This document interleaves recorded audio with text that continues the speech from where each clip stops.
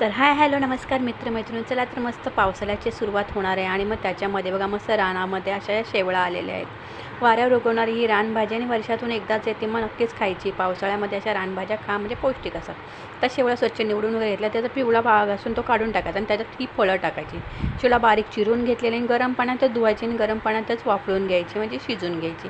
सुकटीमध्ये करतोय आपण मस्त की आंबाट सुकटीमध्ये करतोय आणि सुकट भाजून घेतलेली इथे शेवलं शिजून घेतलेले आहेत, उकडून घेतले आहेत. आता कांदा लसूण टाकून तेलामध्ये परतून घेतलेला आहे. भरपूर सारा कांदा लसूण टाकायचा आहे, टॅमॅटो टाकायचा, म्हणजे आंबटपणामुळे शेवळ्याला खाज येणार नाही. आता आमच्याकडे भोंडल्याची पानं मिळतात, ते शेवळामध्ये टाकायला पानं असतात. आता इकडे शहरामध्ये ना अशी फळं मिळतात, म्हणून ती फळं टाकून घेतलेली आहे. मी चिंचही टाकलेली आहे. आता इथं मस्त मसाला हळद वगैरे टाकून घेतलेली आहे. त्याच्यामध्ये आंबाट सुकट भाजून घेतलेली सुकट आणि भिजवून घेतलेली आहे. मसाला छान परतून घ्यायचा आणि शेवला बाजूला उकडत ठेवलेले ती याच्यामध्ये परतून टाकायची आहे. मस्त चिंच वगैरे टाकली की मग त्याला आंबटपणा येतो, म्हणजे आपल्या घशाला अशी खाजत नाही, म्हणजे मस्त की अशी भाजी होती.